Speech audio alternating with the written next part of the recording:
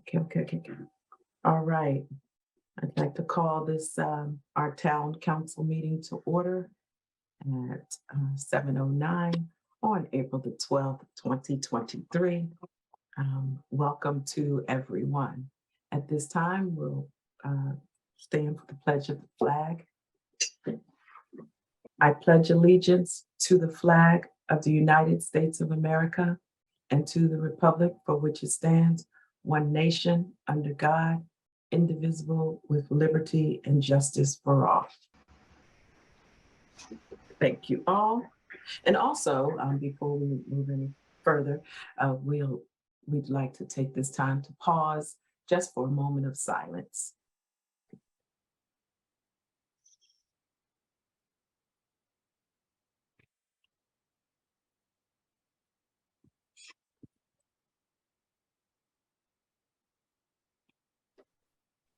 All right, thank you.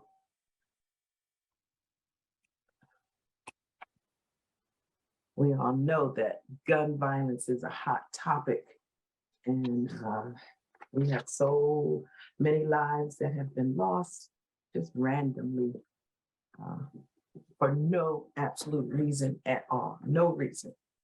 So it's good to pause and just reflect and give thanks. Welcome again, everyone, to our the Town of Edmonston's Town Council meeting. And the first item on the agenda is public comments. I do not see anyone on my screen. I don't know if you see anyone, Mr. Barnes.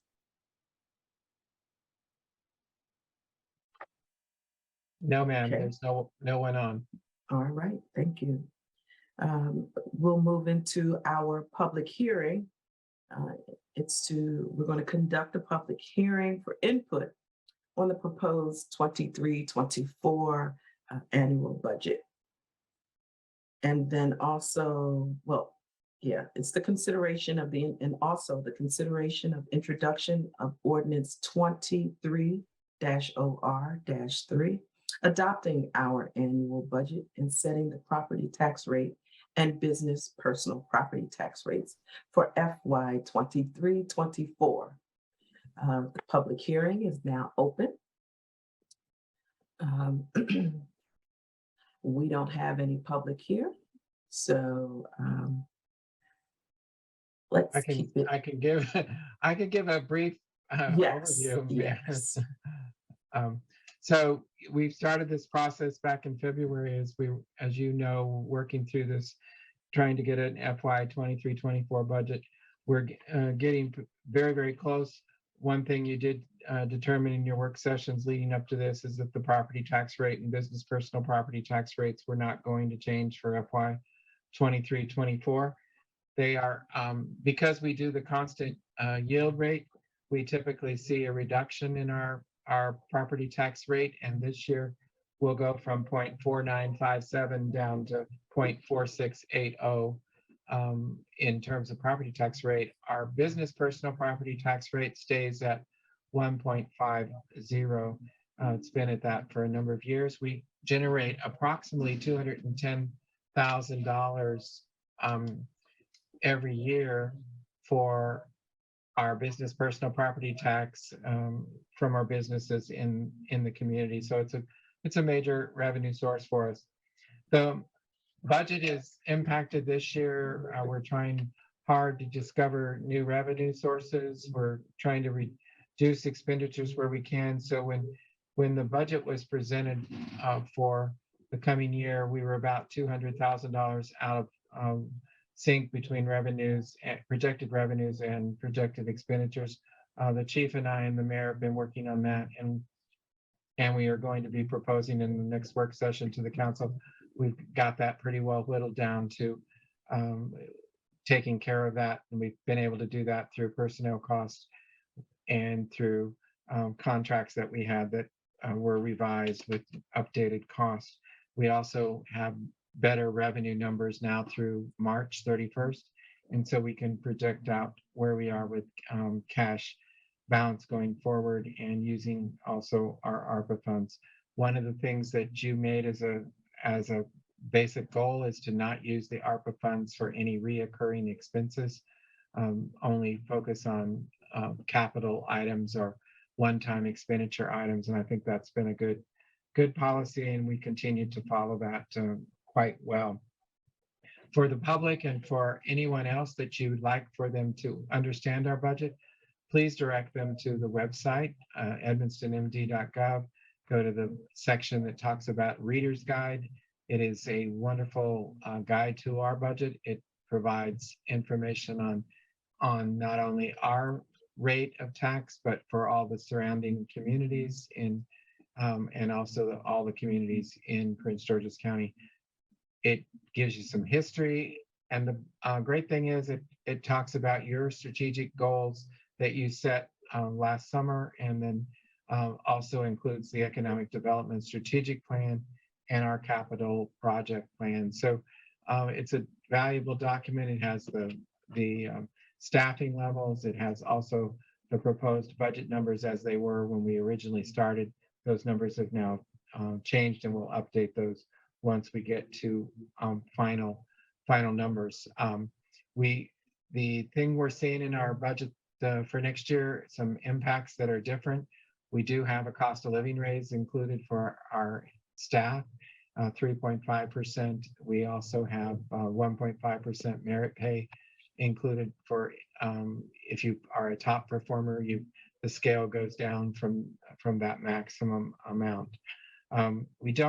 Our budget is not capital intensive, so we don't have a lot of items that we can pull out and then and not have and have those dollars available for other uses. The only capital items we really pay for in our budget is lease purchase of the police cruisers that we have, and then some small computer equipment or any other small items that we might need. We are not proposing any new lease purchase in the next year's budget. The chief will be proposing to buy a new cruiser out of ARPA funding a little bit later this year as he gets ramped up with his staff. We do have a couple of small items that we've included for ARPA, and that is a trailer to have for emergencies, to have all of our tables and chairs and barricades all ready to go when we have that event occur, or we have an event that we want to set up for.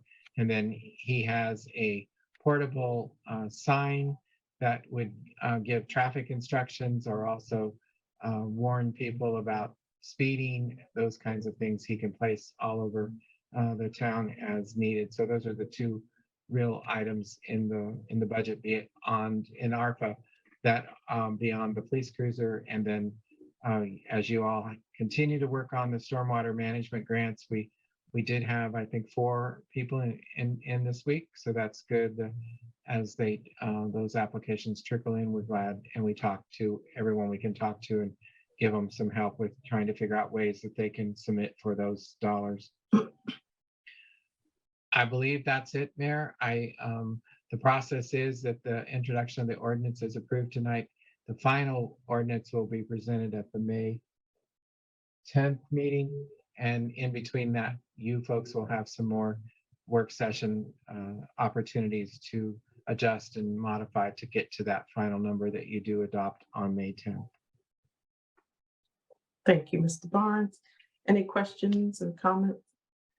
Okay, so tonight I'm looking for a motion. Is there a motion to approve the introduction of our ordinance 23-OR-3, adopting our annual budget and setting the property tax rate and business personal property tax rates for FY 23-24? I'll accept the motion.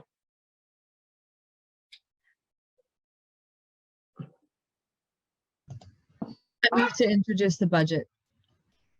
I'm sorry? I said I'll make the motion. Second. All right, Ms. McCulley, second by Ms. Turberville. Any comments or discussion? Hearing none. All in favor, please indicate by saying aye. Aye. Wonderful. Thank you very much. That's the introduction. And we will now close our public hearing. The next item is the final consideration and introduction of ordinance 23-OR-01, amending the town's code of ordinances. It's chapter 285 concerning property maintenance addressing exterior paint, peeling, chipped and/or discolored paint. Mr. Barnes, would you like to expound on that, please? Your Honor, this was a review that was completed with our prior town attorney, Sue Ellen Ferguson, and our community compliance officer, as she tried to modify and change ordinances that she works with on a regular basis to make sure that the wording was such that people understood, and it was very clear when she gave a ticket or a warning what that was about. So property maintenance was one of those. Councilmember Chester also suggested some changes on this, and I don't believe we got them all in the way that she final version, but this would take care of that issue. We very rarely have this happen.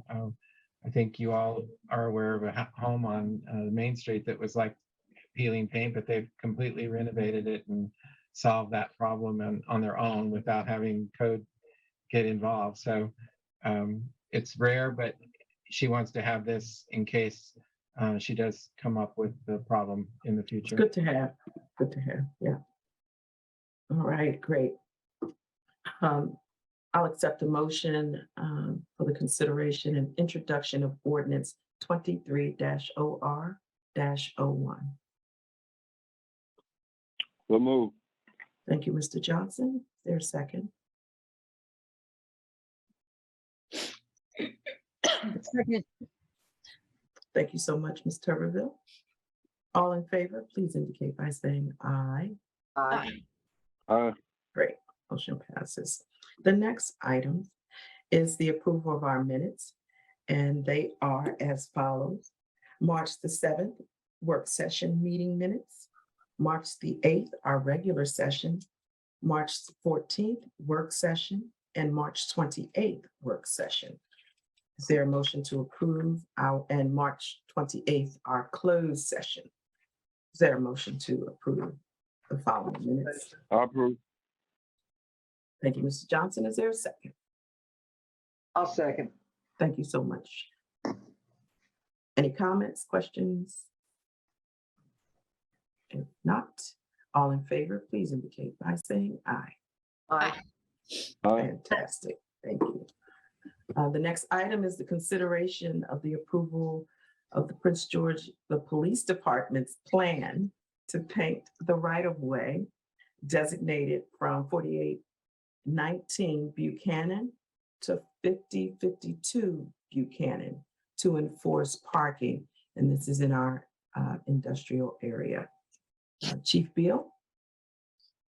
Yes, so as we discussed, this plan was to paint a yellow line on the town's right of way to identify the town's right of way, not only for the police departments enforcing certain parking regulations, but also that the mechanics and the property owner know where the town right of way starts.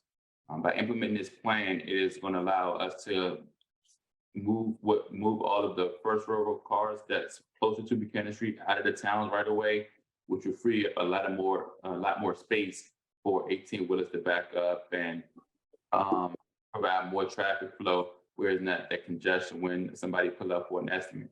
This yellow line project will also allow business owners to still be able to make money by doing a 5 or 10 minute estimate. Also, if they need to do like a quick job, they can still pull onto that yellow line. We're not saying that you can't park on the line at all. We're just saying at 9:30, 10 o'clock at night, when your business isn't really doing business anymore, you don't have any customers coming, anything like that. No vehicle could be on a yellow line. No vehicle can be on a town's right of way, or it gets subject to tow. But once that new day goes around at 7 a.m., 8 a.m., we will go ahead and lift that restriction, and you're back to allowing cars to come pull up, do what they need to do, and keep moving forward.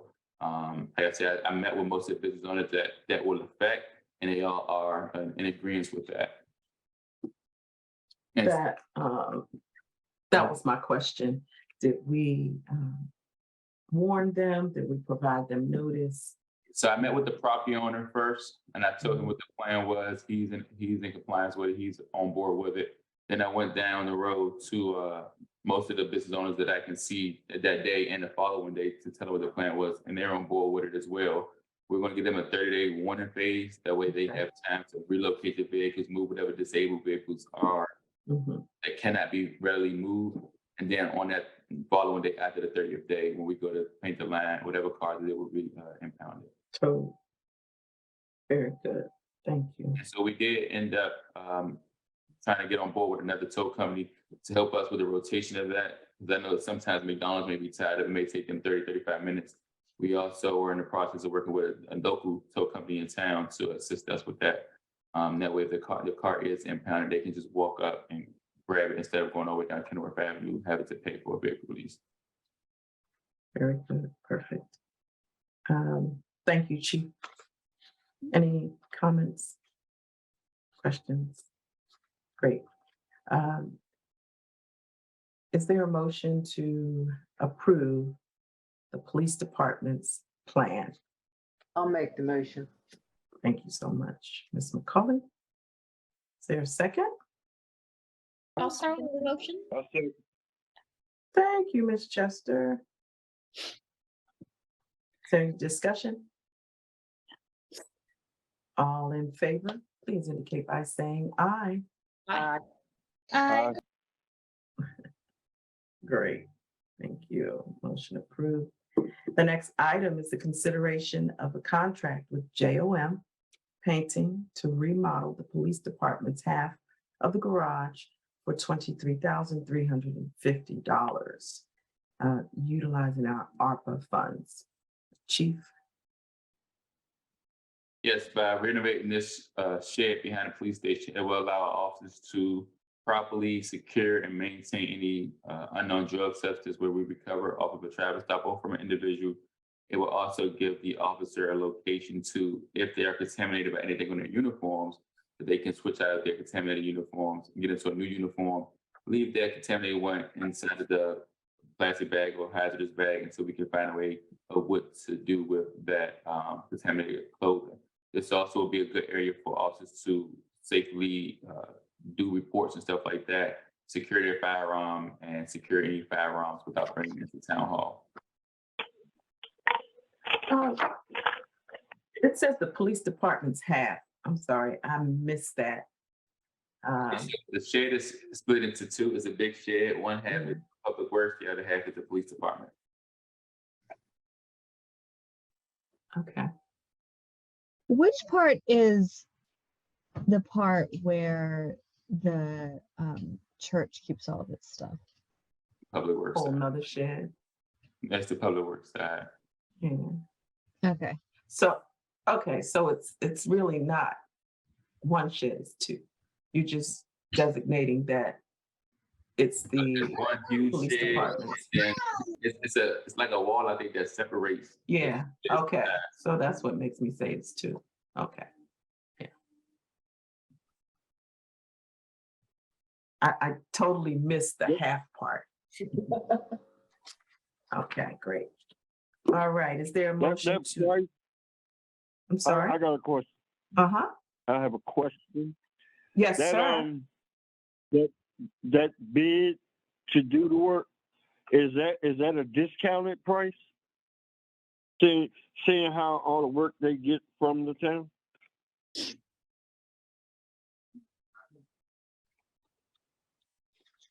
I think it's very competitive. It includes a refrigerator, microwave, heating and air conditioning, cabinets, flooring, ceiling, sheetrock, the whole half of the building, leveling the floor, put down floor covering. So highly competitive, very, very, very, very cost effective, I think.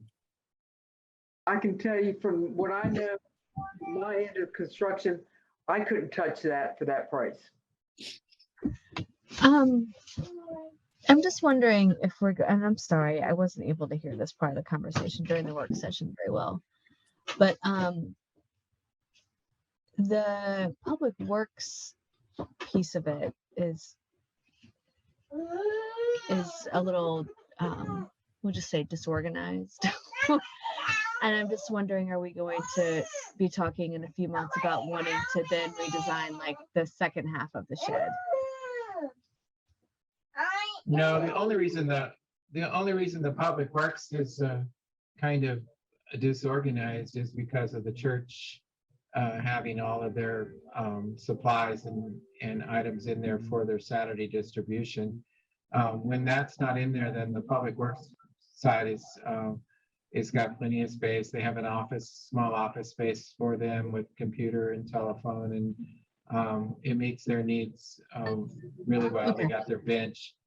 They do keep it, if you go in there today, at least the part that's public works, it's much more organized and efficient for them than it used to be. So the biggest issue is the church. And I at some point in time, and that Mayor Gant may know more about this than I do, the church, I would think, would end their food distributions, but maybe not. They really do have a demand, and they continue to get people on Saturdays picking up the food. You said public works got an office in there. They can't even get to that office. It's all Correct. blocked off. Correct. They don't use it because now they don't really need it, but they could. I mean, it's set up for use. It's just they don't have it to need to go in there and use. My other question is for the chief. So you were saying that you would store firearms in the shed. Can you talk a little bit about like what the security of that is going to look like? Because if they're stored in a safe anyway, it seems like the town hall would be a more secure place for it, but maybe I'm not understanding. So when the officer recovers a firearm off of a travel stop from an individual, we're now in the process that they have to do everything inside town hall to put it in the evidence system, and then they have to then in turn take the gun and go all the way across the parking lot to redo the same thing. The security in there, it is secure. It has a safe, but not when you do the renovations, it's also going to reinforce that area as well. But for the most part, I just didn't want officers transporting a gun from a citizen to here, then going from here to Okay. they can just do everything, knock out everything inside the shed, and limit the exposure of bringing anything from drugs or firearms to the town hall. Got it. Thank you. That's great. Super. Is there a motion to approve JOM painting to remodel the police department? I'll make that motion. I'll make the motion. All right, thank you, Ms. McCauley and Mr. Johnson. Any other discussion? Just to flag that we wanted to just sort of compare the remodel plans for the town hall and the police half of that, and make sure that we're just being really efficient and not being duplicative, and that we're thoughtful about that, so that whatever new facility or lockers or storage or things they're adding over there, maybe that would free up some space to redesign or expand the use of space in the When we town hall. do the construction. Thank you. All right. There are no other comments. All in favor, please indicate by saying aye. Aye. All right, motion Aye. approved. Thank you. The next item is the consideration of award a bid to Alcoa Concrete.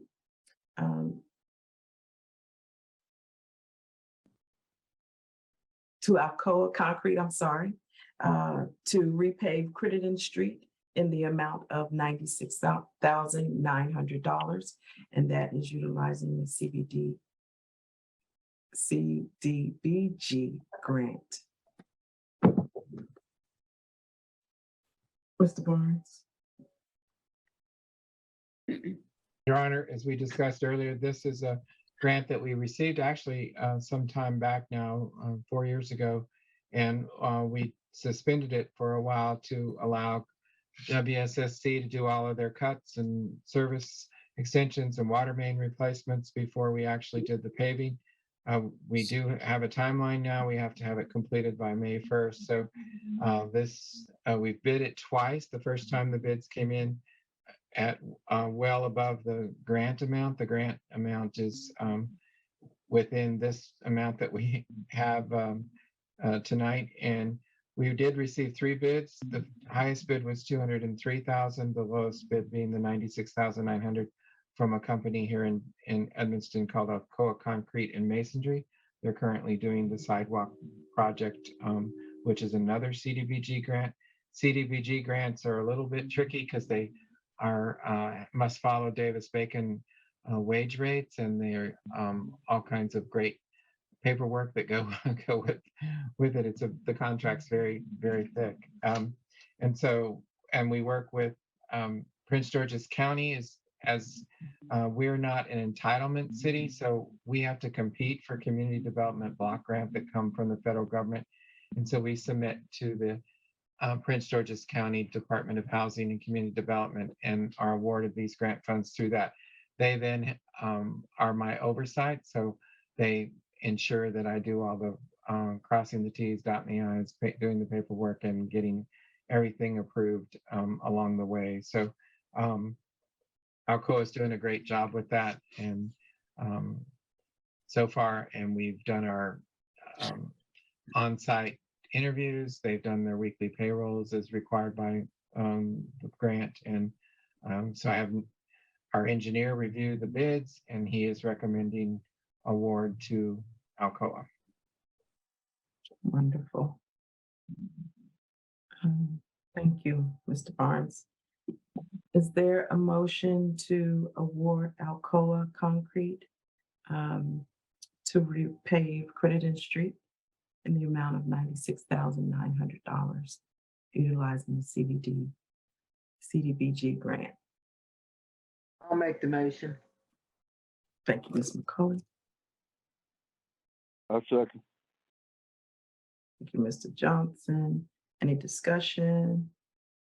If they have to, if it would cost more to add kind of like aprons up 51st Place or a little bit of 51st Avenue, would we have to come back and approve that? Or is there a percentage threshold that we wouldn't have to come back? Change order, and it would be our match share to the grant. It wouldn't be coming out of the grant funds. So no, it wouldn't have to come back because I would anticipate it being less than the 10% of the overall cost. Thank you, Ms. Chester. Good question. Okay, Ms. McCully made the motion, second by Mr. Johnson.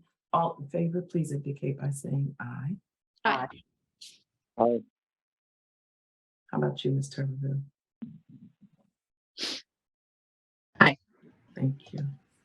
All right, the next item is the consideration of approval for Buchanan Street Engineering Services for Prince George's County Stormwater Management CBT grant in the amount of $45,000. Mr. Barnes.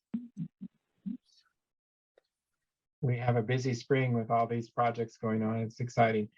We recently received a grant for Buchanan Street stormwater management drains. I was going to quickly tell you the exact amount of the grant, and this is the engineering component of the grant.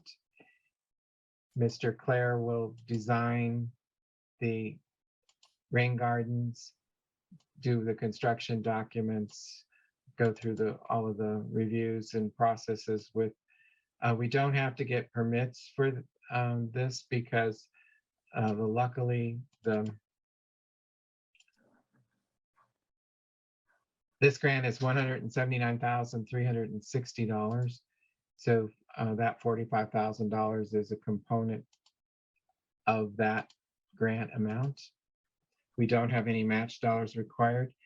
This would, as I said, design 8 rain gardens down Buchanan in the right-of-way. They would be primarily located in front of near Caliber Collision on the side of the south side of Buchanan at the corner of Tanglewood and Buchanan.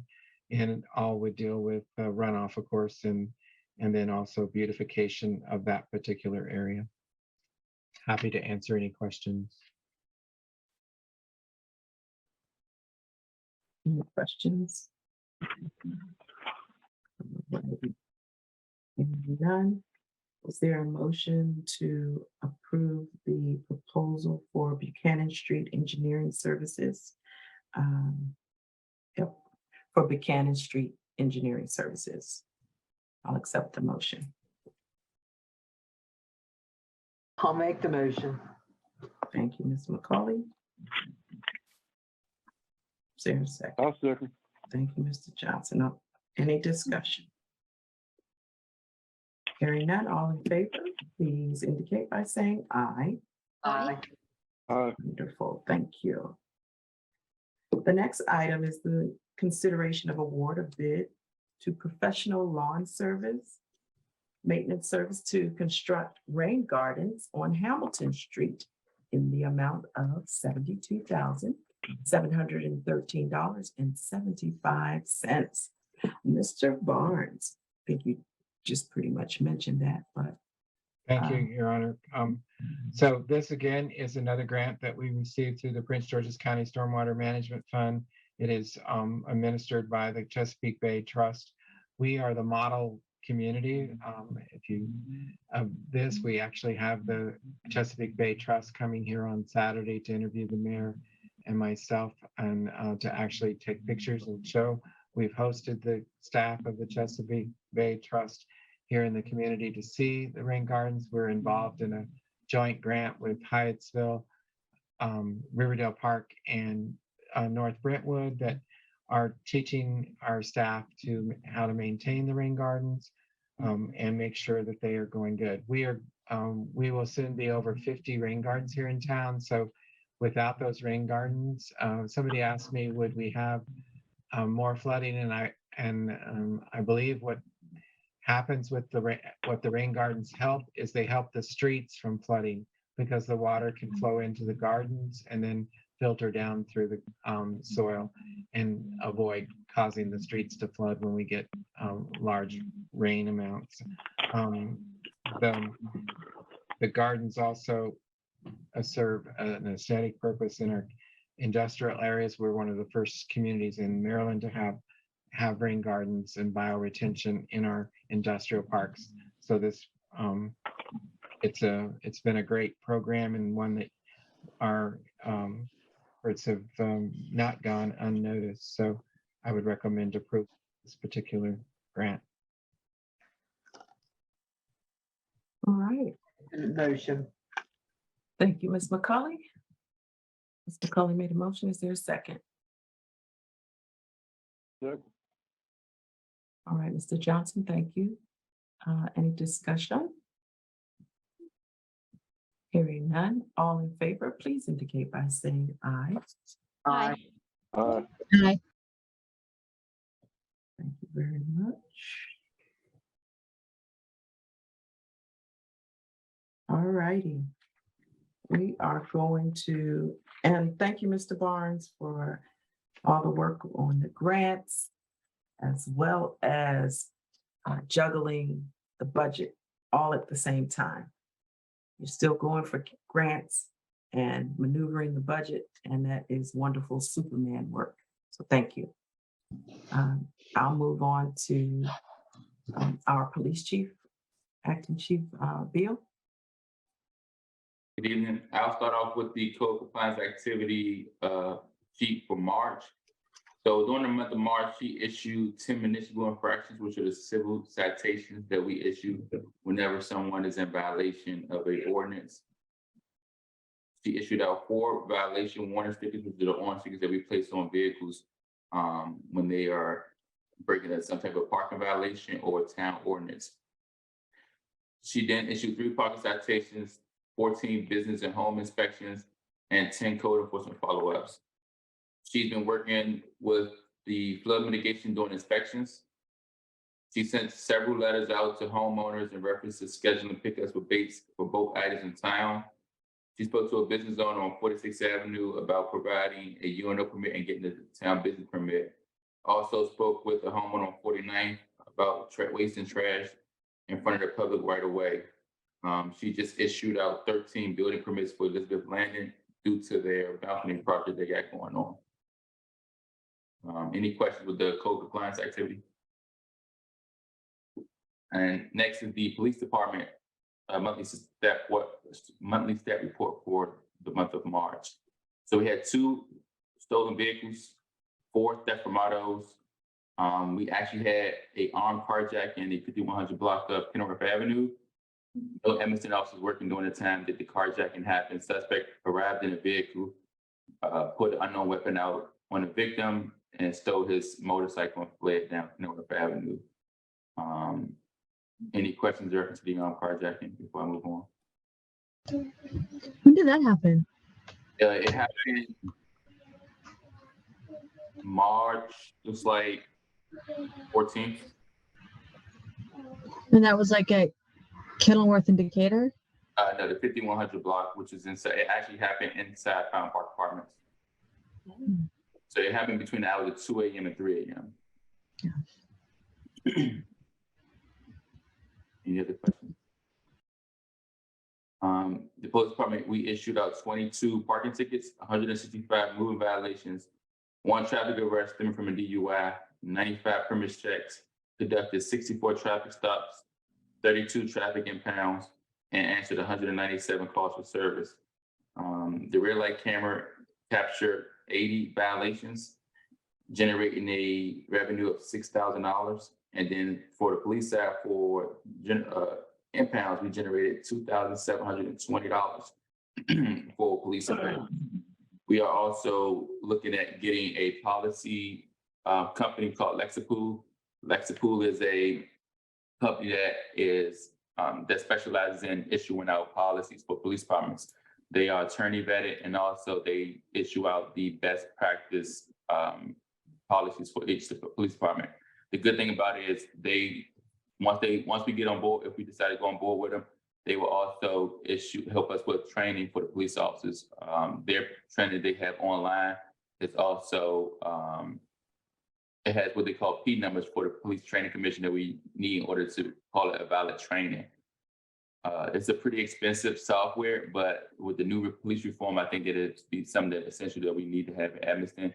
It also acknowledges every time a legislation change in the state of Maryland or in Prince George's County, it pushes it out to the officers that same week when the legislation is changed. And the officers have to acknowledge that they received that update, and we can see who took that acknowledgement. Any questions for that one, for Lexipool? Chief Lexipo gives us a credit on our police liability insurance. Yeah, for the as well. Yeah, I got that wrong. Thank you. Chief, I wonder if Yes, you could Chief. come back to us with some information about where its best practices are developed from. I got it right here. Give me 1 second.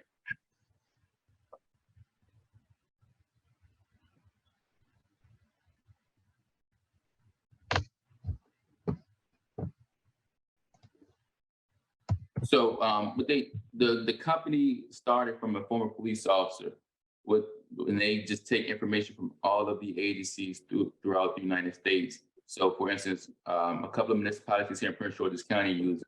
And whenever a legislation gets pushed through Maryland, they push it out to us. Whereas now the police chief has to physically go research on his own each legislation change and then implement it to his department that he sees fits. But I'll get you more information and send it to you as far as where they really get the harder information from. Yeah, I meant for like the policy development piece. Like if it's meant to help us develop good policies and general orders, I think it's really important for us to understand sort of where it's getting those recommendations from. And then I've always thought it's a responsibility of the town attorney to help interpret state laws that have been passed that would affect the police department's work. So that shouldn't be something that you have to go like look up, that should be something that you know, and particularly given our membership with the Maryland Municipal League, I mean, all of these things are, there should be these resources already like at our fingertips for some of that stuff. So I definitely understand. What happened was once the reform came out, it is a mandate that we have to post the general orders online now. Mhm.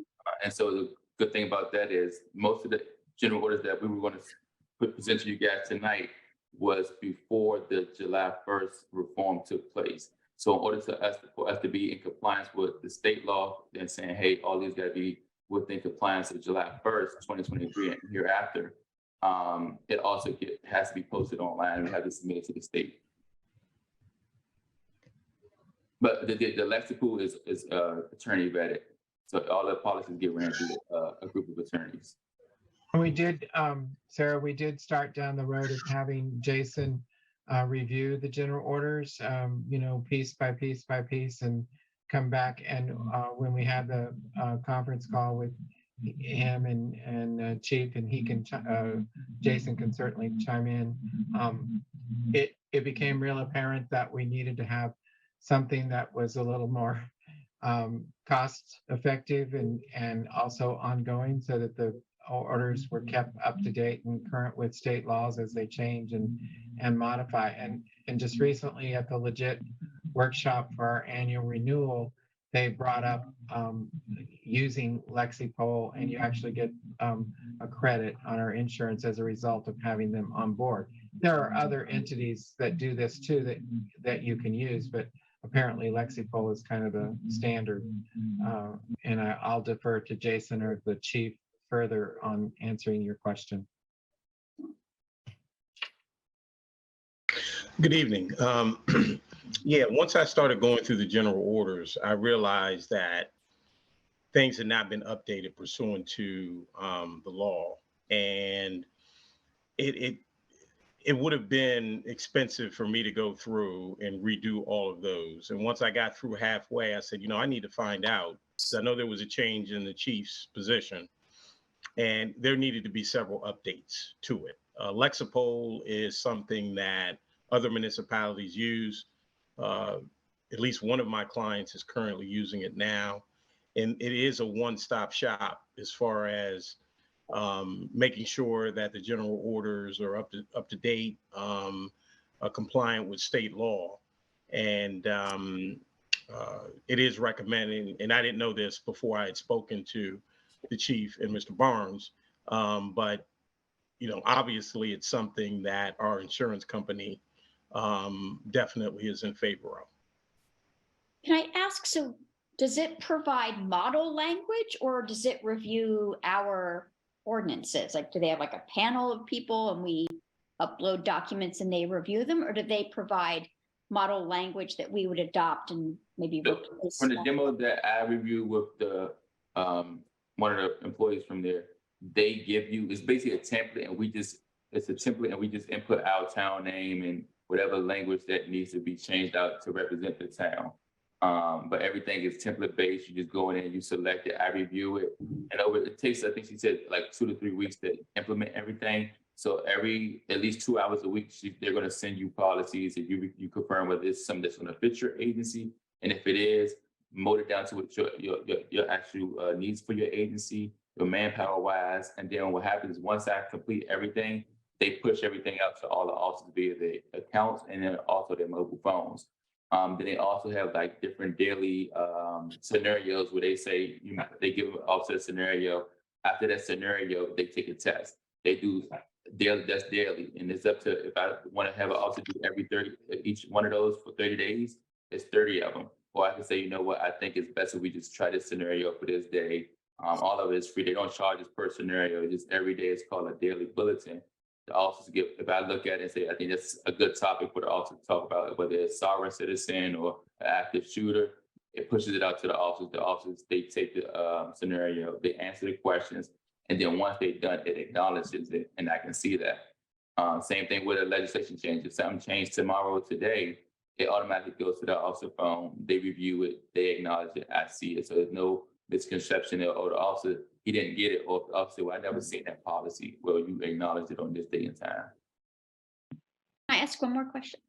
So it's called Lexipol? LEXIPOE. I'm sorry, POL.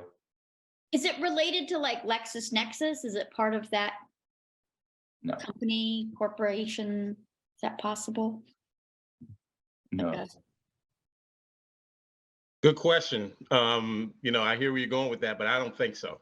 Oh, it just seems like that Lexi poll, like Lexa Police and LexisNexis. And I don't know. Just curious. I'm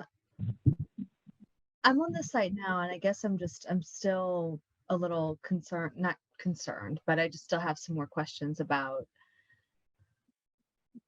I understand the policies are vetted by attorneys, but like we live in a state that has a more rigorous like police accountability framework. And so I just want to make sure that this is going to be worth the money that we're paying for it. And I'm also just cognizant of the fact that like we are a very small agency, right? And so like what is be one thing if Prince George's County Police was doing this, right? Because you've just got like a massive number of agents that need to be sort of brought up to speed quickly on things, but we've got like 5 officers. So I'm just trying to do the cost benefit analysis in my head about us subscribing to something like this. Do y'all have, can you give us a sense of what the cost would be? So when I got the proposal from, they gave us a discount. It will be $15,000 for the first year with the setup fee and everything, but after that, $4,800 every year after that. And if I can just chime in real quickly, just because we have a small department, the law still places the same conditions upon us as they do a thriving metropolis. Okay, if you have 100 officers, the general orders are pretty important. So just keep that in mind. I know that's a lot of money, but at the same time, if we violate our general orders, they're going to hold us responsible, just like they would hold Greenbelt or Hyattsville or College Park. So. Yeah, no, there's like an increasingly like high cost to a municipality as small as ours having a police force. And so I just,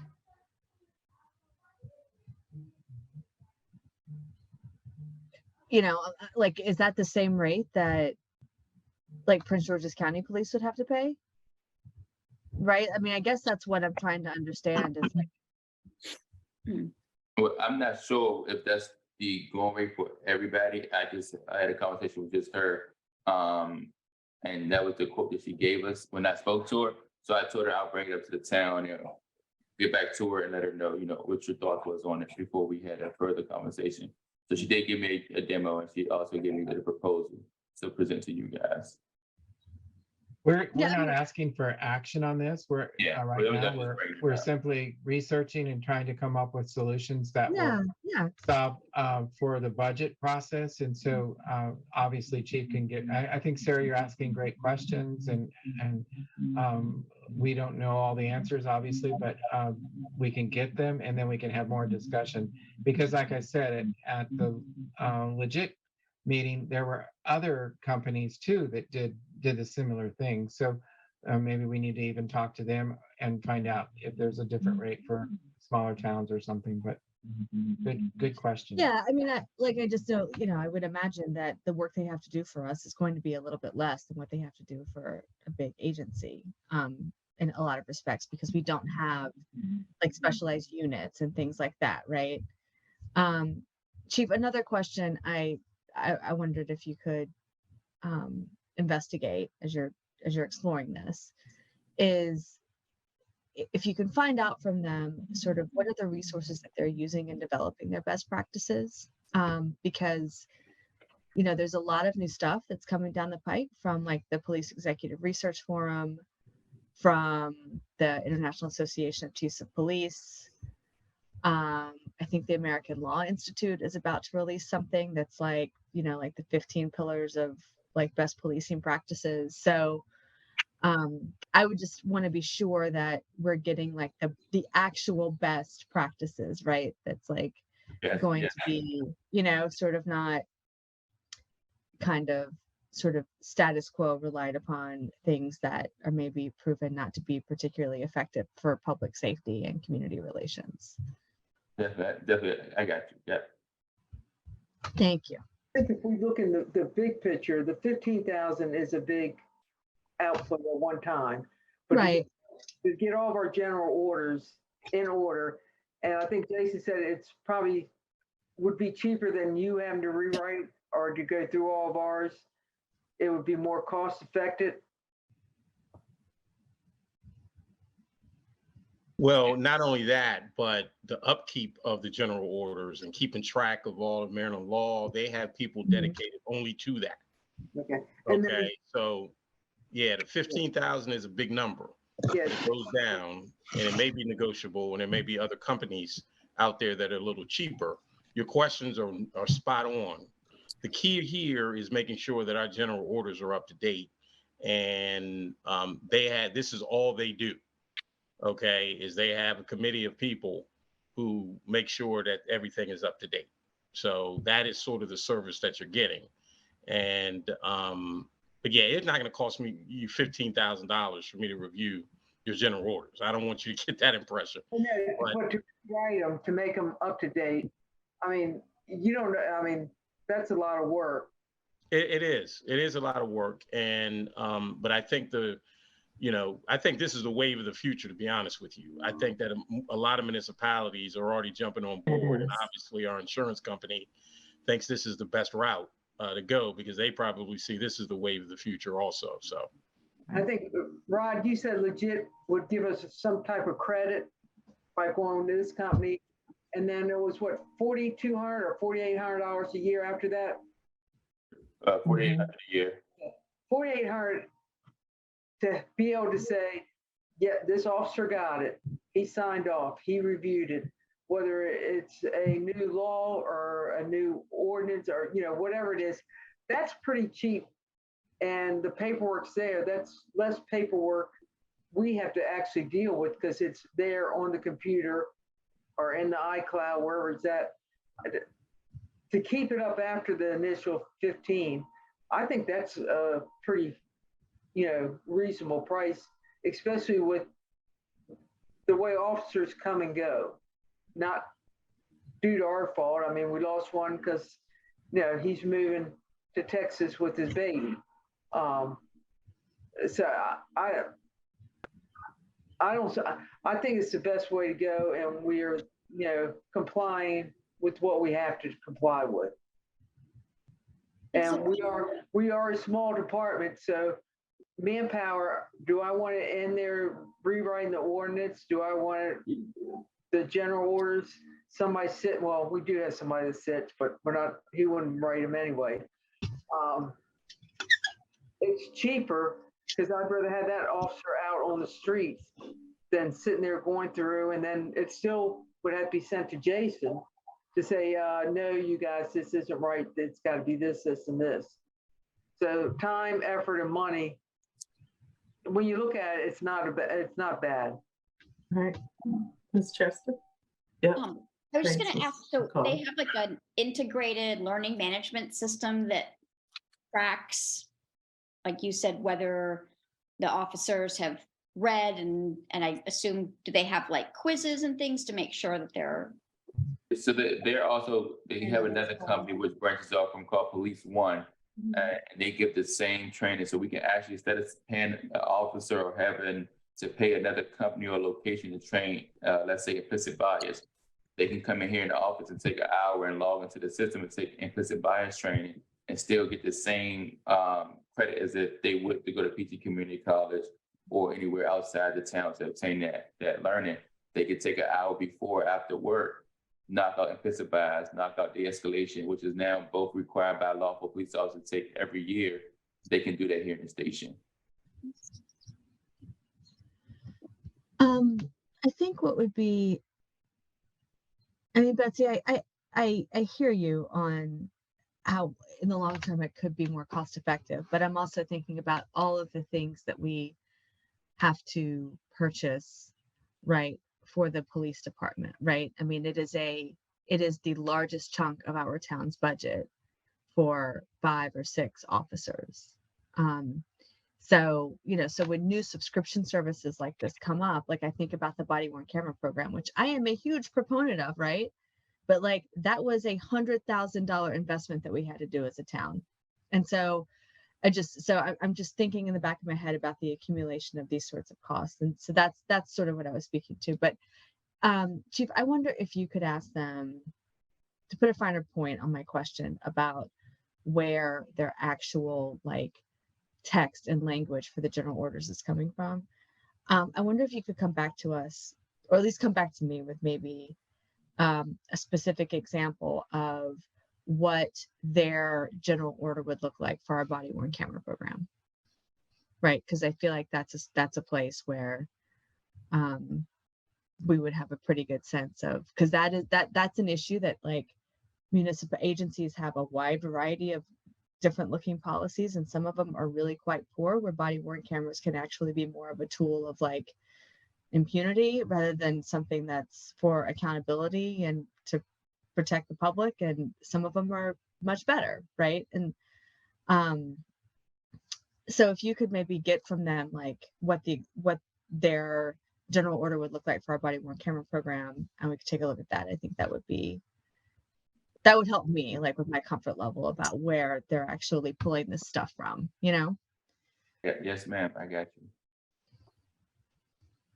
May I make a potential suggestion?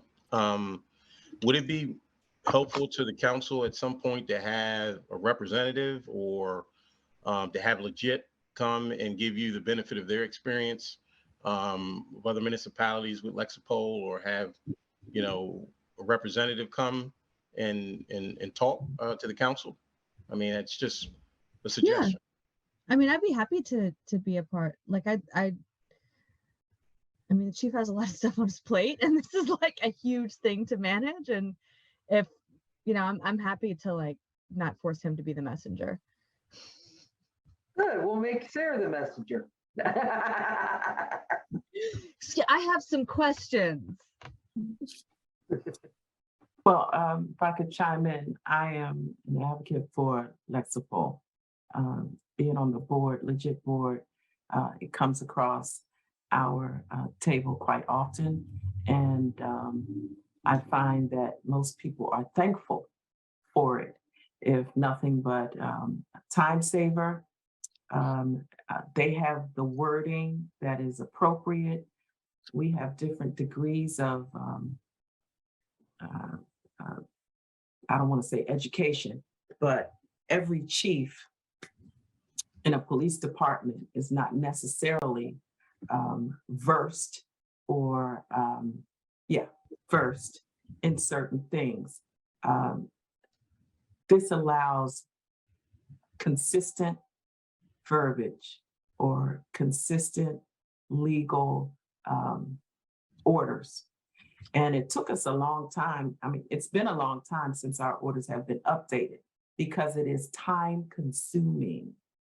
You miss so much. So I think it's a great idea since there's some reservation, and I hear you that we're small, but because we're small, we still especially should not miss out on important information, legal information, and rules to abide by. Yes, ma'am.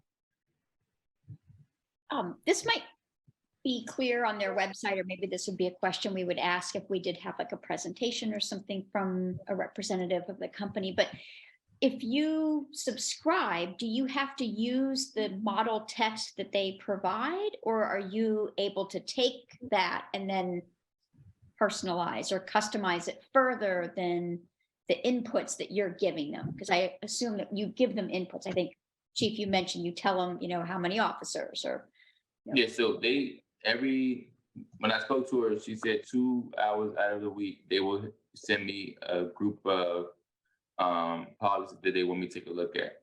I can go in, I can change them to make it fit the town of Edmonston's policies.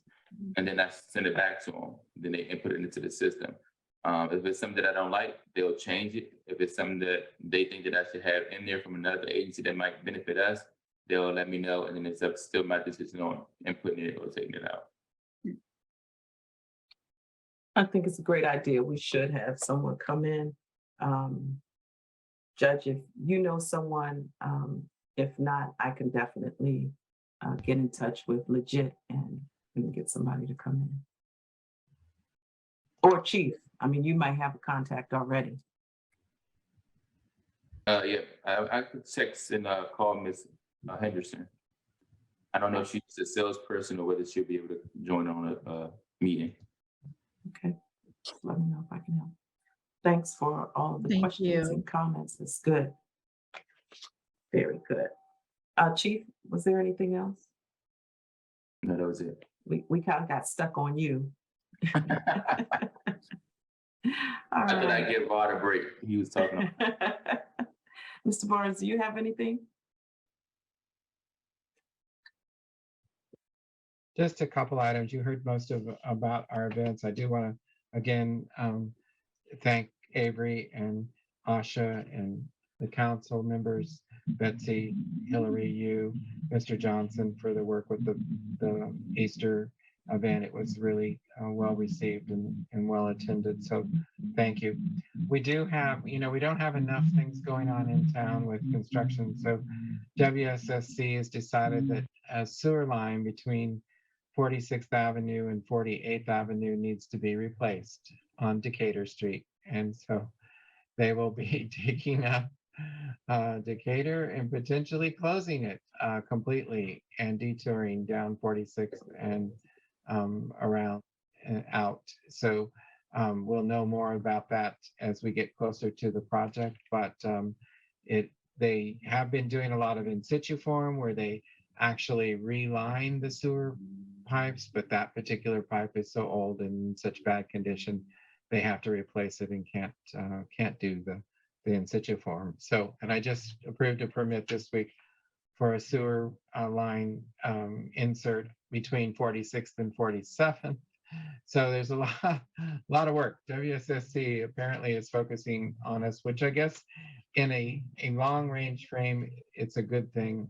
But we also, just to give you an update, the sidewalk, if people ask you, the sidewalk on 52nd Avenue from here to Crittenton Street and down Crittenton is still being planned for construction bid in May and construction in June on the state highway. It is a grant through the State Highway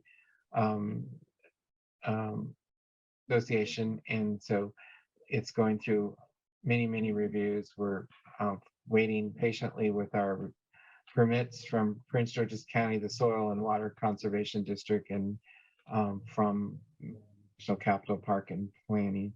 And I believe that's it, Mayor. Thank you. Any questions or comments from Mr. Barnes? If not, council dialogue. Any council member that has anything? Any concern? I got a question for the chief. Mm-hmm. I was wondering if Fountain Park reached out to you, because recently we've been having people's tires taken off the cars, mainly Hondas, newer Hondas. And one of the latest victims was a person in my building. And because we done had two so far, I don't know if Fountain Park reached out to you, but I think it's happening when there's no police, Edmonston police on duty, and the security guard they have, he's not worth anything. So me I and just wanted Fountain Park reached out. we have a good relationship. Sure. She calls me every week. So the minute you guys had an uptick in crime, she reached out to me. I went there. We had an in-person meeting. She already changed the schedule for the security. And once I get more officers on board, we're going to come up with another plan. Right now, I'm just working with what I got, come up with a security plan to make sure that we show a heavy presence during the time frame that we are here. I was just curious if she reached out to you. Oh yeah, definitely. She reached out to me, I want to say a week after the carjacking happened. She sent me an email. I gave her a phone call. We set up an in-person meeting. We had like a good 45-minute meeting about the crime that's going on in the area, where it happened and the time frames. And she actually doing some stuff on the back end for our security and everything like that. Oh, okay. That's all I had.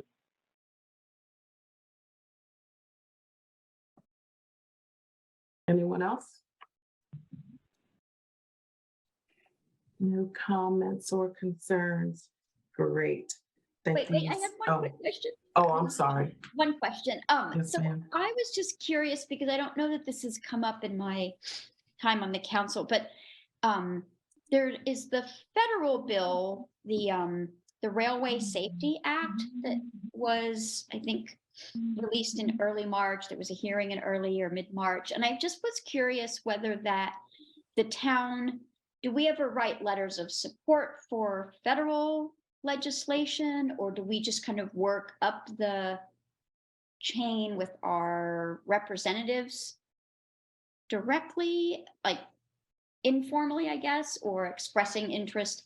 I just was curious because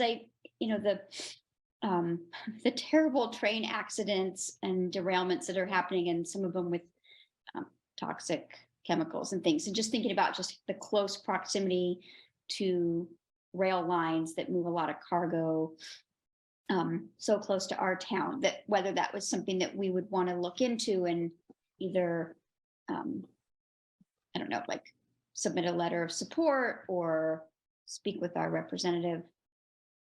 You said this was a bill? It is, it's a bill. It's a, right now, I think it's a Senate bill, Uh-huh. the Railway Safety Act of 2023. Oh, okay. Okay. Um, I just, It can, I believe we can, definitely. We just have to discuss and agree. okay. And so what would the process be for us to review and see if it's something we'd want to support? Like, would I ask to have it on the agenda that we would look at it, or do we look at it and then bring forward recommendations? Again, I don't think we've done this. I'm just curious.